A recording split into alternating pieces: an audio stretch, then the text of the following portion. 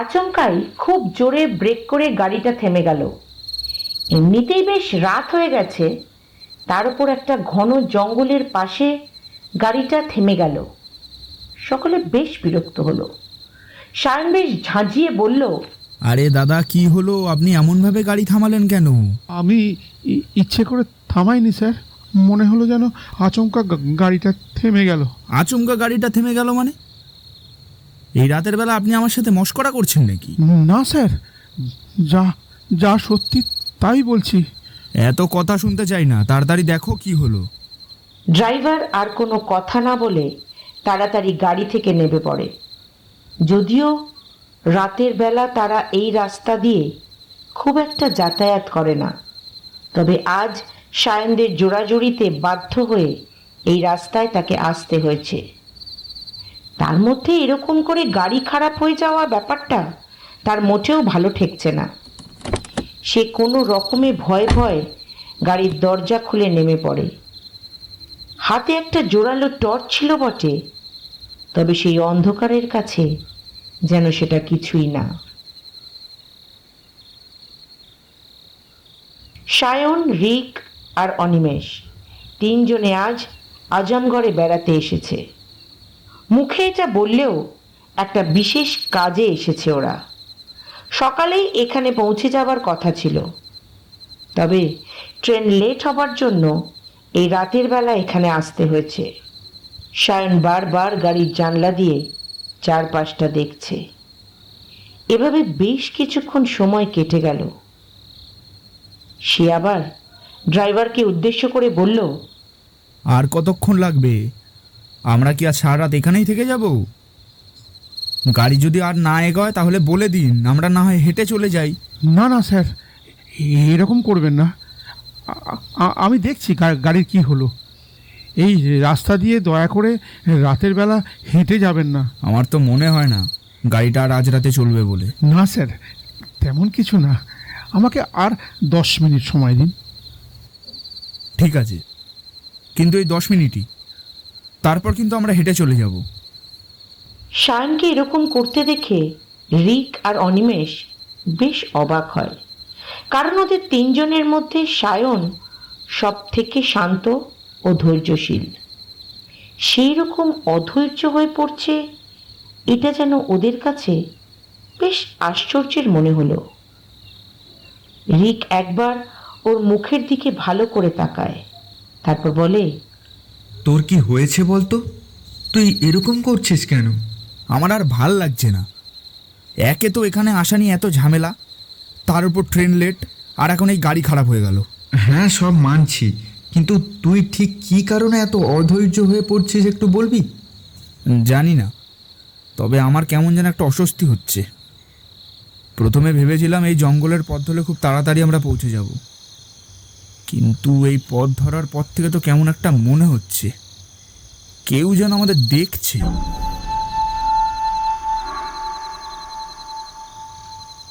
দেখছে? কে দেখছে? এত রাতে, তাও আবার এরকম একটা নিস্তব্ধ জঙ্গলে আমাদেরকে কে দেখবে? সেটাই তো বলছি। দেখ, তোরা খুব ভালো করে জানিস মাঝে মাঝে আমার এরকম অদ্ভুত সব অনুভূতি হয়। এর কোনো ব্যাখ্যা আমার কাছে নেই, তবে যখন আমার এরকম অনুভূতি হয় তখনই কোনো না কোনো একটা বিপদ ঘটেছে। এতক্ষণ ওদের পাশে বসে অনিমেষ ওদের কথা চুপ করে শুনছিল, তবে তার দৃষ্টি ছিল জানলার বাইরে জঙ্গলের দিকে। এবার সে সেদিক থেকে মুখ ফিরিয়ে গম্ভীরভাবে বলল, তোর ঠিক কি মনে হচ্ছে বলতো সায়ন? বললাম তো, মনে হচ্ছে কেউ বা কারা যেন আমাদের দেখছে। এখন আমারও সেটাই মনে হচ্ছে। জানালা দিয়ে একবার বাইরের দিকে তাকা। ওর কথা শুনে রিক আর সায়ন বাইরের দিকে তাকাতে যাবে, এমন সময় একটা আর্তনাদে কেঁপে উঠল ওরা।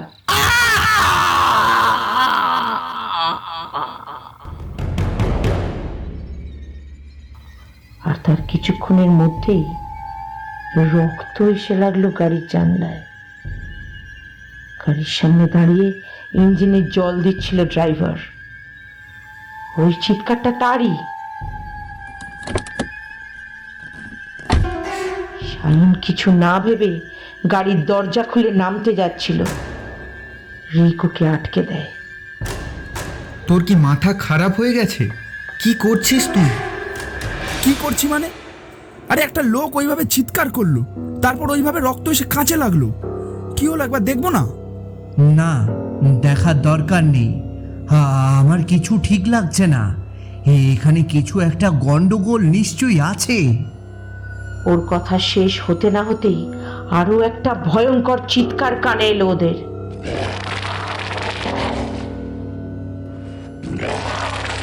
তবে এটা কোনো মানুষের চিৎকার নয়, বরং কোনো হিংস্র প্রাণীর চিৎকার। গাড়ির ভেতরে লুকিং গ্লাস দিয়ে ওরা তিনজনে দেখলো গাড়ির পিছন দিকে এগিয়ে আসছে অদ্ভুত দেখতে এক প্রাণী। সেটা চার পায়ে হাঁটলেও প্রাণী বলা যায় কিনা তা নিয়ে ওদের মধ্যে বেশ সংশয় আছে। অদ্ভুতভাবে এগিয়ে আসছে সেটা, তবে একা নয়।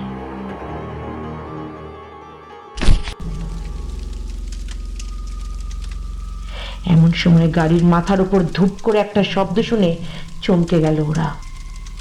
আর তার সাথেই গাড়ির সামনে এতক্ষণ তুলে রাখা বনেটটা পড়ে গেল ধপ করে। ওরা তিনজন জড়সড় হয়ে বসে রইল গাড়ির ভিতর। কি করবে, কিভাবে করবে, কিছুই বুঝতে পারে না ওরা। এমন সময় দেখলো গাড়ির ড্রাইভার এগিয়ে আসছে গাড়ির দিকে।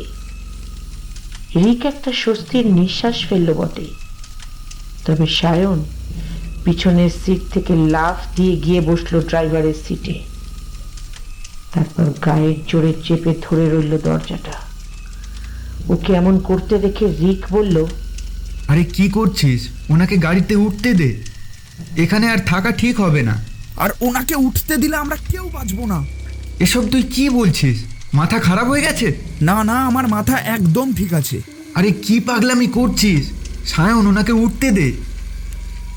সায়ন কারো কথা না শুনে এক হাতে দরজা আটকে রাখে আর অন্য হাতে গাড়ি স্টার্ট দেওয়ার চেষ্টা করতে থাকে।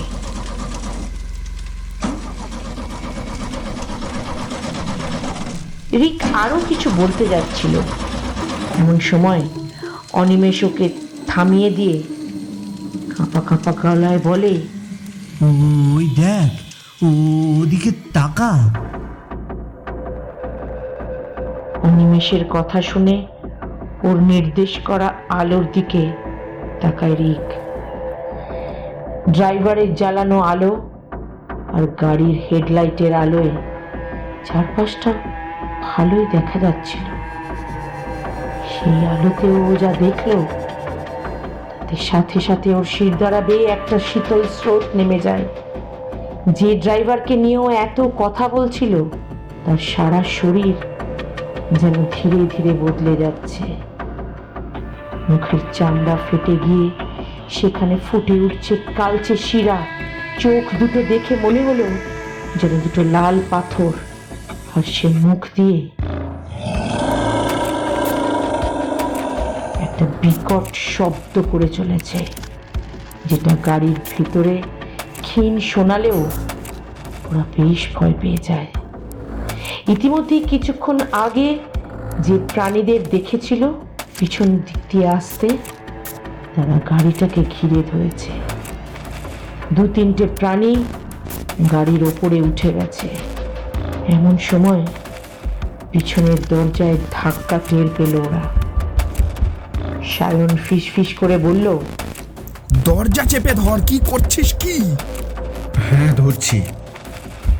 রিক কথাটা বলে ওর দিকে দরজা চেপে ধরে। অনিমেষ ও নিজের দিকের দরজাটা হাতল টেনে ধরে। সায়ন, ওই দরজাটা কি হবে? অনিমেষের কথায় ওরা একবার ড্রাইভার সিটের উল্টো দিকের দরজাটা দেখল। সায়ন কিছু না বলে গাড়ির চাবি ঘুরিয়ে চলেছে। এমন সময় হঠাৎই একটা মুখ দেখা গেল অনিমেষের দিকের জানলা দিয়ে। ভয়ে এক প্রকার ছিটকে সরে যায় রিকের দিকে। রিক কাঁপা কাঁপা গলায় বলে, ও ও ওদের দরজা খুলতে দিস না। ও ওটা কি কি? যে মুখটা জানলা দিয়ে দেখা গেল, তার পুরো মুখটাই যেন সাধারণ মানুষের ঠিক উল্টো। যার কপালে রয়েছে ঠোঁট, সেখান থেকে উঁকি দিচ্ছে এতগুলো ধারালো দাঁত, আর তারপর রয়েছে চোখ, নাকের জায়গাতেও রয়েছে একটা চোখ, আর থুতনির জায়গাতে বড় বড় দুটো গর্ত। তাই বিভৎস গর্জন যেন ওদের সারা শরীরের পশম খাড়া করে দিচ্ছিল।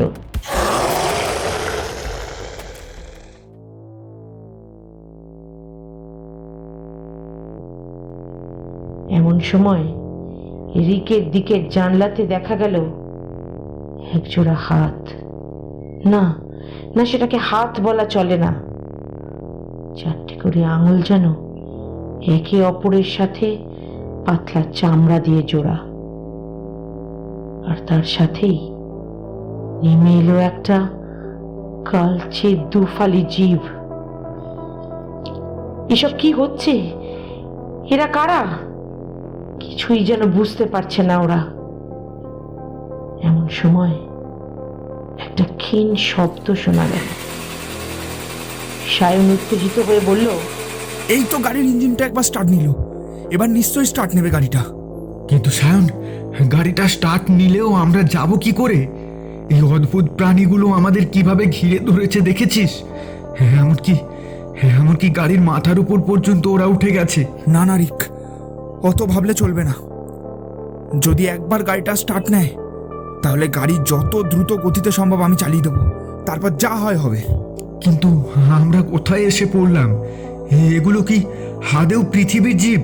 আমি অত ভাবতে পারছি না। কথাটা বলে সায়ন আবারও গাড়িটা স্টার্ট করা যায় কিনা সেদিকে দেখতে লাগলো।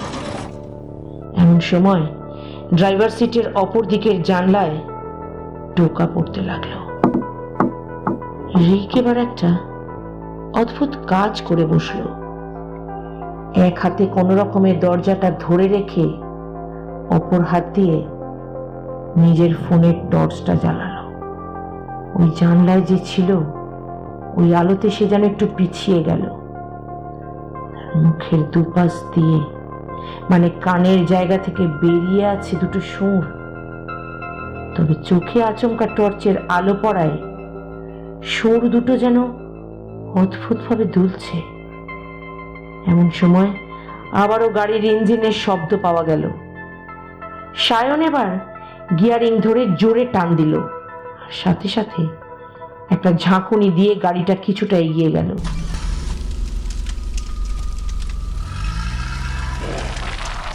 সামনে আরো কিছু প্রাণী ধীরে ধীরে গাড়ির বনেটে উঠবার চেষ্টা করছিল, তবে সায়ন সেসবের পাত্তা না দিয়ে আবারও খুব জোরে চাপ দেয় গিয়ারিংয়ে, আর তারপর দরজা ছেড়ে স্টিয়ারিংয়ে হাত রাখে, আর তারপর জোরে চালাতে শুরু করে। প্রথমে প্রাণীগুলোর জন্য গাড়ি না এগোলেও বেশ কিছুক্ষণের চেষ্টায় অবশেষে গাড়িটা এগোলো। আর গাড়িটা এগোতেই যে প্রাণী দুটো বনেটে উঠেছিল, একজন ছিটকে পড়ে গেল, আর অপরজন তার হাত দিয়ে সামনের কাঁচে বেশ কয়েকবার জোরে আঘাত করলো। কাঁচটা ফেটে গেল, তবে পুরোপুরি ভেঙে পড়ল না। গাড়ি ছুটে চলেছে রুদ্ধশ্বাসে।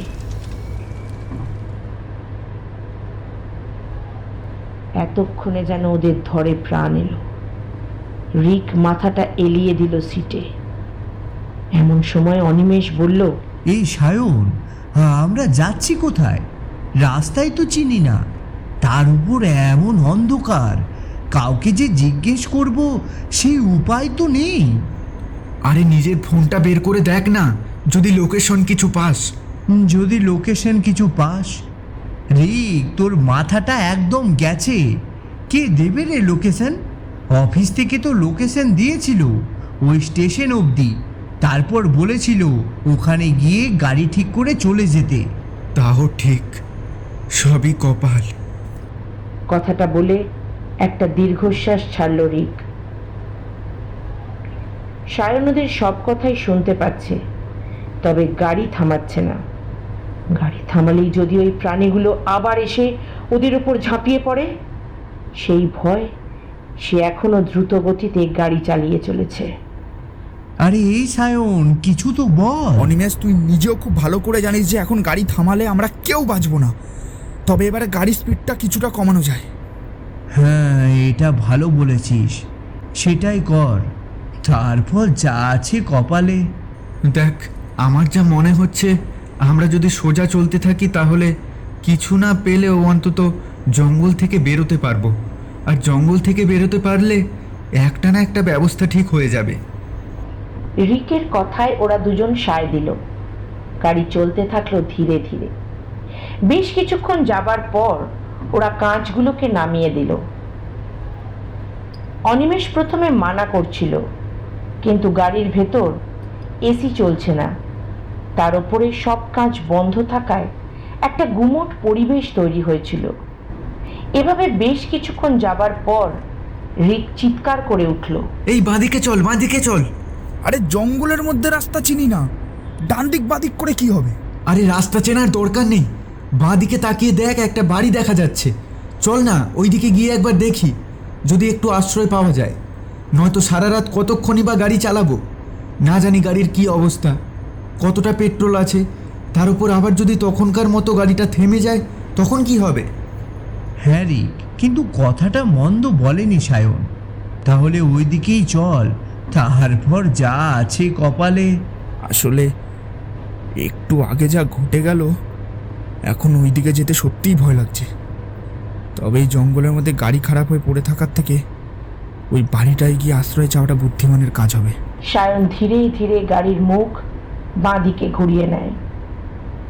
তবে গাড়িটা যেন পুরোপুরি ওর বশে নেই। প্রথমে এটা নিয়ে না ভাবলেও এখন যেন একটা চাপা আশঙ্কা ওকে গ্রাস করছে। একটু আগে যে ঘটনা ঘটে গেছে, তারপর এই জঙ্গলের মধ্যে সারা রাত থাকা অসম্ভব ব্যাপার। তবে ওর মন বারবার বলছে ওই বাড়িতে যাওয়া একেবারেই ঠিক হবে না। সমস্ত দোটানার মধ্যেই গাড়িটা নিয়ে ধীরে ধীরে এগিয়ে যায় ওই বাড়িটার দিকে।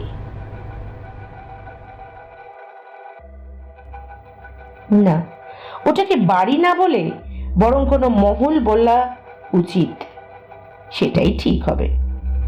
এমন সময় সায়ন লক্ষ্য করে গাড়ির ব্রেক ধরছে না। এবারও একটু ভয় পেয়ে যায়। এ ভাই, গাড়ির ব্রেক ধরছে না তো, এখন কি হবে? ব্রেক ধরছে না মানে? এসব কি বলছিস তুই? হ্যাঁ রে অনিমেষ, যা বলছি ঠিক বলছি। বুঝতে পারছি না কেন গাড়ির ব্রেক ধরছে না। মনে হচ্ছে যেন গাড়িটা নিজের গতিতে এগিয়ে চলেছে। আজ সকালে কার মুখ দেখে উঠেছিলাম কেই জানি। এই রাতটা কি আদেও শেষ হবে? মানে কাল সকালে সূর্য কি আর দেখা হবে? অনিমেষ, এসব বাজে কথা এখন রাখ, কি করব সেটা ভাব।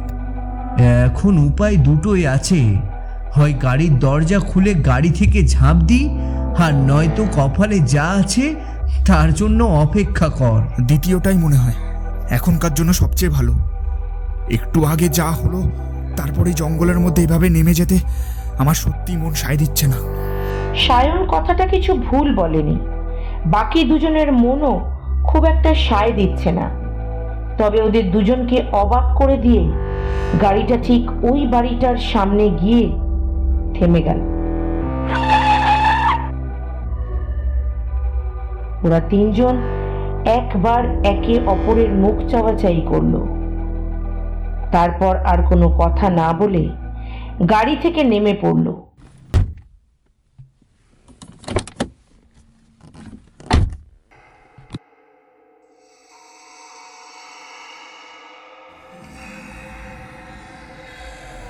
বাড়িটার ঠিক সামনে একটা বেশ বড় লোহার গেট। ওরা একবার ভালো করে তাকিয়ে দেখলো, না, কাউকে কোথাও দেখা যাচ্ছে না। তাই এক প্রকার বাধ্য হয়ে তিনজনে মিলে ধাক্কা দিয়ে লোহার গেটটা খুলে ফেলল।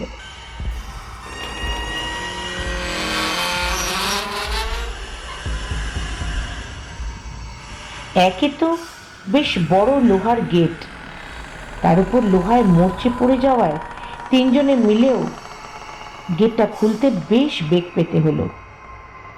ক্যাচ করে একটা শব্দ করে গেটটা খুলে গেল। ওরাও আর কিছু না ভেবে ভেতরে প্রবেশ করল।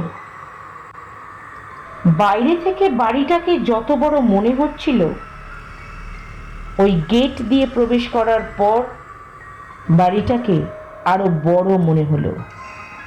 তবে এখন ওদের ওইসব দেখার কোনো সময় নেই। ওরা দ্রুত পায়ে বাড়িটার দিকে এগিয়ে গেল। সায়ন বেশ কয়েকবার দরজায় টোকাও দিল, তবে কোনো সাড়া শব্দ না পেয়ে সে এবার চিৎকার করে ডাকতে লাগলো, কেউ আছেন? একটু দরজাটা খুলুন না, আমরা খুব বিপদে পড়েছি, দয়া করে দরজাটা খুলুন। না, কারো কোনো সাড়া শব্দ পাওয়া গেল না। রিক আর অনিমেষ আরো কয়েকবার দরজায় একটু জোরেই ধাক্কা দিল। এবার কাজ হলো, দরজাটা ধীরে ধীরে খুলে গেল।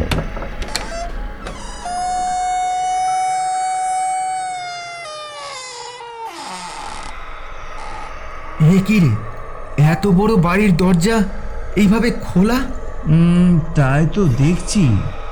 রিক, এখানে থাকা কি আর ঠিক হবে?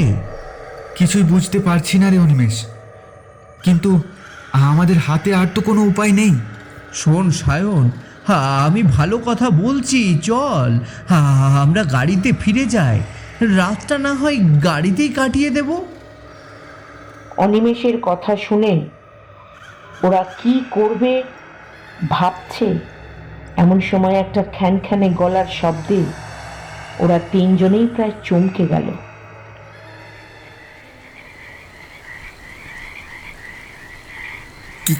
কে কে আপনি? আমি এ বাড়ির চাকর রামু। আপনারা ভেতরে আসুন, আজ রাতের জন্য আমি আপনাদের থাকার ব্যবস্থা করে দিচ্ছি। না না, ঠিক আছে, আমরা আসলে একটা সাহায্যের জন্য এসেছিলাম। সে সাহায্য না হয় করা যাবে, আগে আপনারা তো ভেতরে আসুন। না না, তার কোনো দরকার নেই, আপনি শুধু আমাদের মেন রোড যাওয়ার রাস্তাটা বলে দিন। সে যে অনেক দূরের পথ গো বাবু, সারা রাত গাড়ি চালালেও তোমরা পৌঁছাতে পারবে না। এই জঙ্গল খুব একটা সুবিধার নয়। এই রাতের বেলা অচেনা জায়গায় ঘুরে না বেরিয়ে রাতটা না হয় এখানেই কাটিয়ে যাও। মানে অযথা আপনাকে বিরক্ত করতে চাই না, তাই বলছিলাম আর কি। আপনি বলে দিন না, আমাদের কোনো অসুবিধা নেই। তা বললে কি করে হয়? ওই যে বললাম, অতিথি যদি দরজা থেকে ফিরে যায় তাহলে বাড়ির অকল্যাণ হয়। বেশ বেশ, আপনি যখন বলছেন আমরা আজ রাত্রে এখানেই থেকে যাচ্ছি। চলুন ভেতরে যাওয়া যাক। আসো, ভিতরে আসো গো বাবুরা। বৃদ্ধ লোকটার অনুমতি পেয়ে রিক এক প্রকার সায়নকে টানতে টানতে নিয়ে গিয়ে ভেতরে ঢোকে। ওদের পেছন পেছন অনিমেষও ভেতরে প্রবেশ করে। ওরা ভেতরে যাওয়ার সাথে সাথেই দরজাটা একটা বিকট শব্দ করে বন্ধ হয়ে যায়।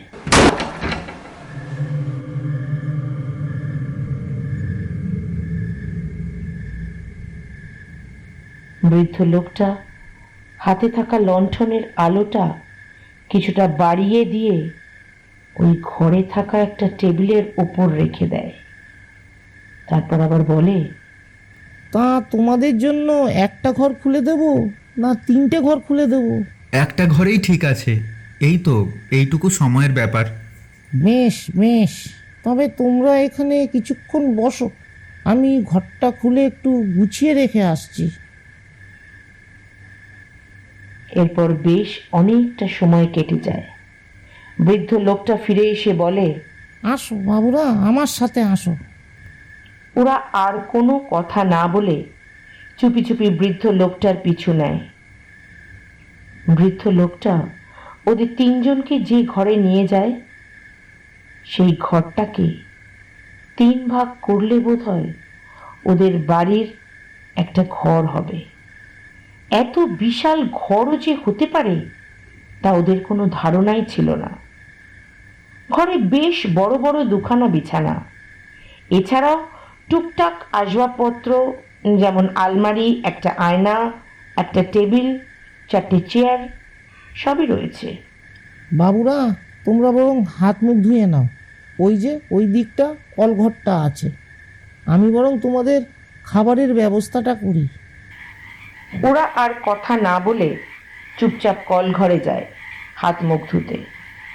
কলঘরটাও বিশাল বড়। সেখানে এক পাশে রয়েছে বিশাল একটা ডোবা, তার পাশে রাখা বালতি। সবার প্রথমে রিক যায় হাত মুখ ধুতে, তারপর একে একে সায়নরা চোখে মুখে জল দিয়ে আসে। কিছুক্ষণ পর বৃদ্ধ এসে ওদের তিনজনের জন্য ভাত, ডাল ও একটা তরকারি দিয়ে যায়। এত রাতে এত কিছু, তাও আবার এইটুকু সময়ের মধ্যে দিয়ে যেতে দেখে ওরা বেশ অবাক হয়ে যায়। রিক ভ্রু কুঁচকে একবার থালাগুলোর দিকে আর একবার বৃদ্ধের দিকে তাকায়, তারপর বলে, এত খাবার এইটুকু সময়ের মধ্যে কিভাবে সম্ভব? এই যে সে বাড়ি নয়, একেবারে রাজবাড়ি। এখানে এসব কোনো ব্যাপারই নয়। ঠিক আছে, তোমরা খেয়ে নাও, তারপর বিশ্রাম নাও। আমি কাল সকালবেলায় তোমাদের রাস্তা দেখিয়ে দেব। কথাটা বলে সে চলে যায়। রিক একবার দরজা দিয়ে মুখ বাড়িয়ে ভালো করে চারপাশটা দেখে নেয়, তারপর ঘরের দরজাটা বন্ধ করে দেয়। তারপর সায়নের সামনে এসে বেশ রাগী রাগী কণ্ঠে বলে, এই তোর সমস্যাটা কি বলতো? এত ভালো সুযোগ পেয়েও হাতছাড়া করতে চাইছিস কেন? তোর কি মাথাটা একেবারেই খারাপ হয়ে গেছে? জঙ্গলের ভেতর তখন যে ঘটনা ঘটলো, তারপরেও তুই ওই জঙ্গলে সারা রাত কাটাতে চাইছিস? রিক, ভুলে যাস না এখনো কিন্তু আমরা জঙ্গলেই আছি। শুধু পার্থক্য একটাই, তখন গাড়ির ভেতরে ছিলাম, এখন একটা বাড়ির ভেতরে আছি। হ্যাঁ, জানি পার্থক্য এটাই। তবে গাড়ির থেকে এই বাড়িটা যে যথেষ্ট মজবুত, আশা করি সেটা মানবি। আমি তোকে আগেও বলেছি আমার কোনো কিছুই ঠিক স্বাভাবিক লাগছে না, সেজন্যই আমি এই বাড়ির ভেতরে আসতে চাইছিলাম না। রাখ তো তোর যত বাজে কথা, এখন চুপচাপ খেয়ে নে, একটু বিশ্রাম নে, দেখবি সব ঠিক হয়ে গেছে।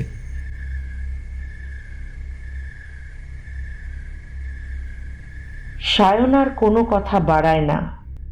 আসলে ও নিজেও জানে না যে ও ঠিক কিভাবে বোঝাবে ওর মনের মধ্যে যে কি পরিমাণ অস্বস্তি চলছে। ওর মনে হচ্ছে কেউ যেন ওর কানের কাছে বারবার ফিসফিস করে বলে চলেছে, এখান থেকে চলে যা, এখানে বিপদ আছে। না, আর কিছু ভাবলো না ও। তিনজনে চুপচাপ বসে খেয়ে নিল। ওই বৃদ্ধ যাবার আগে একটা লণ্ঠন দিয়ে গিয়েছিল, সেই আলোতেই ঘরটা বেশ আলোকিত হয়ে আছে। খাওয়ার পরেই সায়ন একটা বিছানায় আর অন্য বিছানায় রিক আর অনিমেষ শুয়ে পড়ল।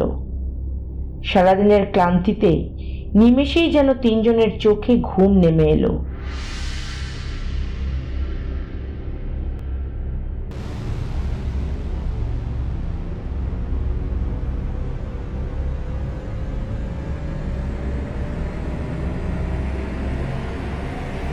কতক্ষণ যে তারা ঘুমিয়েছে তা তারা নিজেরাও জানে না। ঘুম ভাঙল একটা আর্তনাদে। সায়ন ধরফর করে উঠে বসল। পাশে তাকিয়ে দেখল রিক আর অনিমেষও জেগে গেছে। ওকে উঠতে দেখে অনিমেষ বলল, আওয়াজটা শুনলি? শুনলাম, আর তাতেই তো ঘুমটা ভাঙলো। কিসের আওয়াজ ওটা? জানি না রে। প্রথমে যখন আওয়াজটা কানে এলো ভেবেছিলাম কিছুক্ষণ আগে ঘটে যাওয়া ওই ভয়ানক ঘটনার প্রতিফলন হয়তো, কিন্তু তারপর যখন রিক আমায় ডাকলো তখন বুঝতে পারলাম যে আওয়াজটা সত্যি হচ্ছে। আজকের রাতটা কি আর কাটবে না রে? জানি না, কিচ্ছু জানি না। কথাটা বলে বিছানা ছেড়ে নেমে গেল সায়ন। তারপর দরজার কাছে কি ভালো করে শোনার চেষ্টা করলো আওয়াজটা কিসের। প্রথমে সেটা কোনো মানুষের আর্তনাদ বলে মনে হলেও ধীরে ধীরে বুঝতে পারলো এটা কোনো মানুষের আর্তনাদ হতেই পারে না। এমন সময় দরজায় প্রবল জোরে আঘাত পড়ল।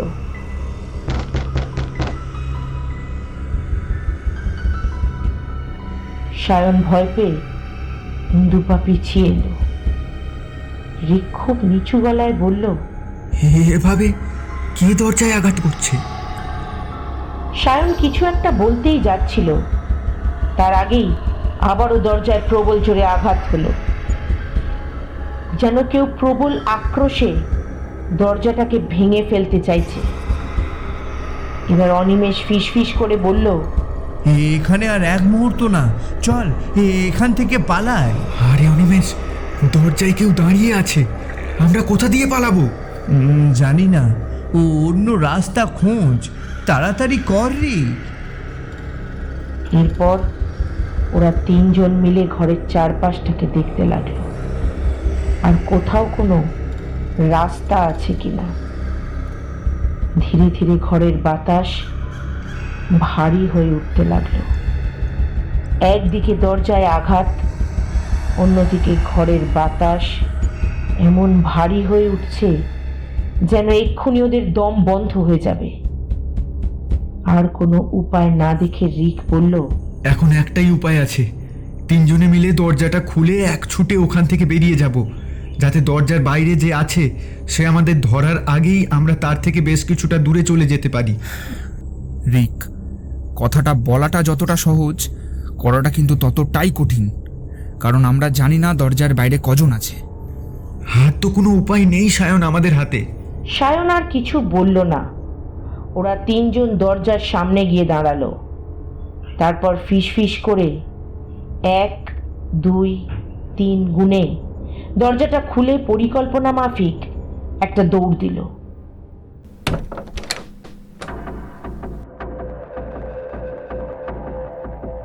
তবে তাতে লাভ কিছু হলো না।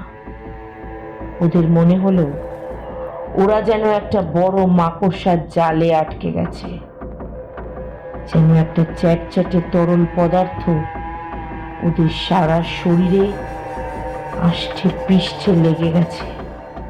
অন্ধকারের মধ্যে ওরা কোনো কিছুই দেখতে পাচ্ছিল না, তবে যা অনুভব করতে পারছিল তাতে ওদের সারা গায়ের পশম যেন খাড়া হয়ে গেল। একটা মিহি হাসি যেন চারপাশে পাক খাচ্ছে।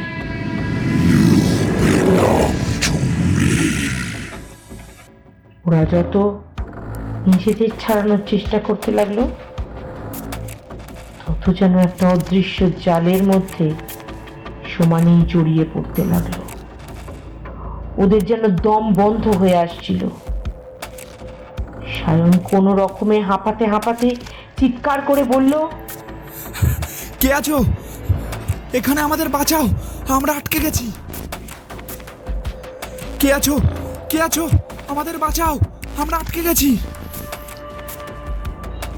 না, কোনো উত্তর এলো না। সায়ন আবারও কথাগুলো বলল, কে আছো? কে আছো? আমাদের তবে বাঁচাও, এবার যেন আমরা আটকে গেছি। সায়নের কথাগুলোই প্রতিধ্বনি হয়ে ওদের কাছে ফিরে এলো। ওরা কিছু না ভেবে প্রাণপণ হাত পা ছুঁড়তে লাগলো। একসময় তিনজনে মুখ থুবড়ে পড়লো মাটির ওপরে। এরপর আর কিছু না ভেবে তিনজনে উঠে দৌড়তে শুরু করলো। অন্ধকার বাড়ির মধ্যে বেশ কয়েকবার হোঁচট খেয়ে কোনো রকমে হাতড়ে হাতড়ে দরজার কাছে পৌঁছলো ওরা। তারপরে একসাথে দরজাটা খুলে তিনজনে মিলে জঙ্গলের রাস্তা ধরে পাগলের মতো ছুটতে শুরু করলো। ওদের মনে হতে লাগলো ওরা যত দ্রুত ছুটছে তত দ্রুত যেন ওদের সাথে একটা অদ্ভুত হুঙ্কারও ছুটে চলছে। থামলে চলবে না। ছুটতে ছুটতে একসময় একটা ফাঁকা জায়গায় চলে আসে, আর সেখানে ওরা আবারও দেখতে পায় সেই ভয়ানক জীবগুলো। ওরা এতক্ষণ যেন ওদের জন্যই অপেক্ষা করছিল। ওরা কিছু বুঝে ওঠার আগেই ওই জীবগুলো ওদের ওপর ঝাঁপিয়ে পড়ল। ওরা নিজেদের সর্বশক্তি দিয়ে লড়াই করলেও একসময় বাধ্য হলো হাল ছাড়তে। ধীরে ধীরে তিনজনেই মাটিতে লুটিয়ে পড়ল।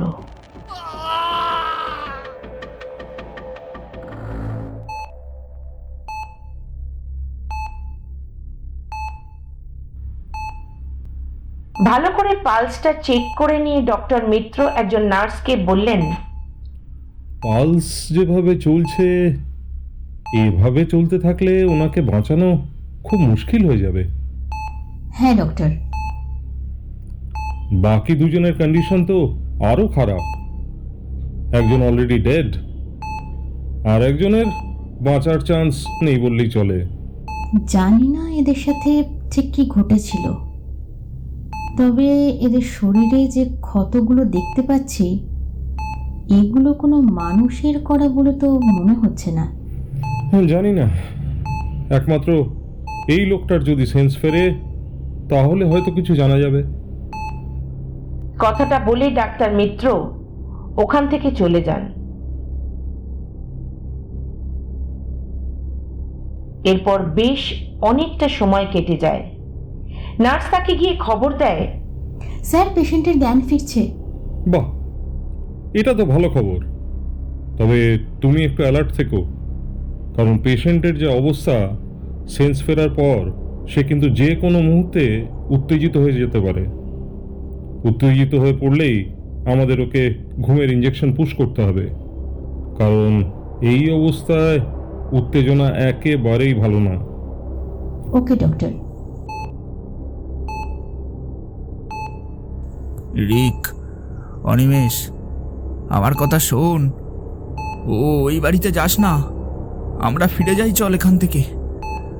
আমরা গাড়িতেই ভালো ছিলাম।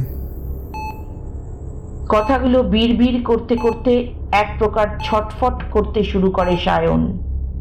ডাক্তারবাবু ওকে খুব ভালো করে দেখছেন, আর এই ছটফট করতে করতেই চোখ খুলে চিৎকার করে ওঠেও, না!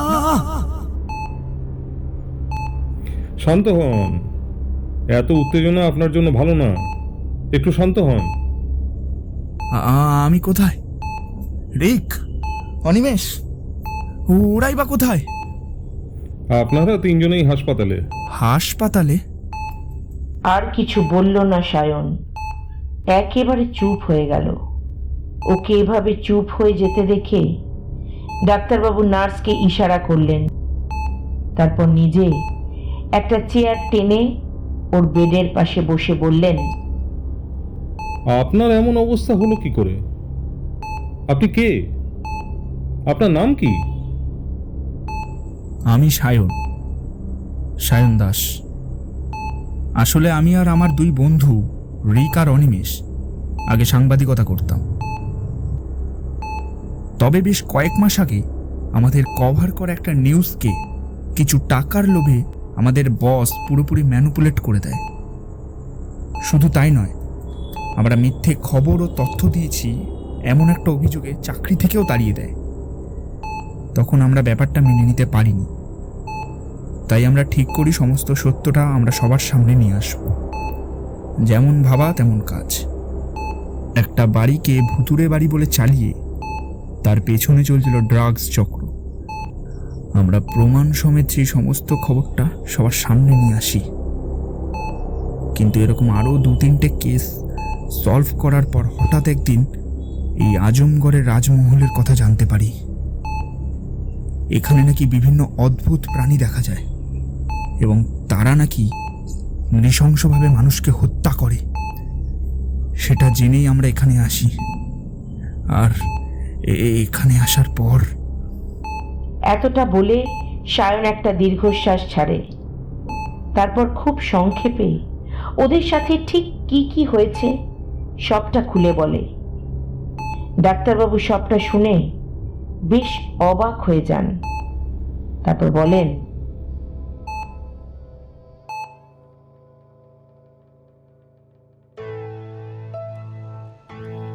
ছোট থেকেই আমিও এসব কিছুতে বিশ্বাস করতাম না।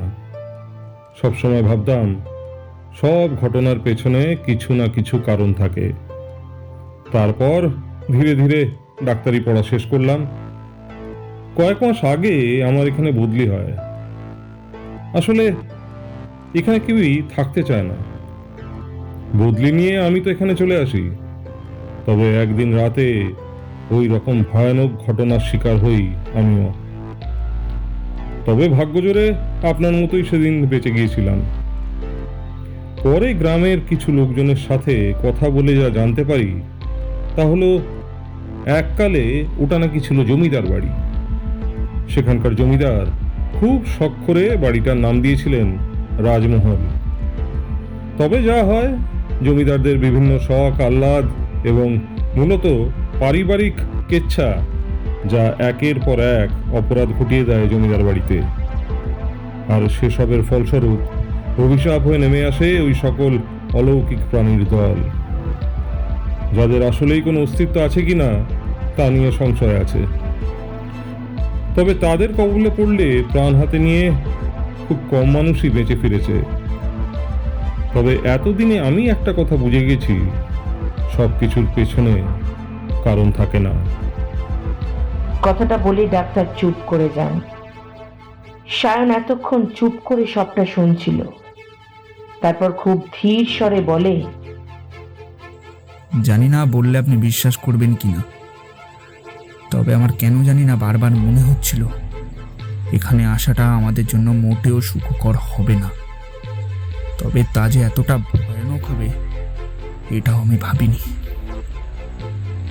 যাই হোক, আমার বন্ধুরা কেমন আছে? সত্যিটা আপনার থেকে আর লুকাবো না। আপনার একজন বন্ধু মারা গেছে, আর অপরজনের বাঁচার সম্ভাবনা খুব কম। কথাটা শুনে সায়ন আর একটাও কথা বলে না। চোখ বন্ধ করে চুপচাপ বেডে শুয়ে পড়ে। এখনো কানে ভাসছে সেই সব আর্তনাদ।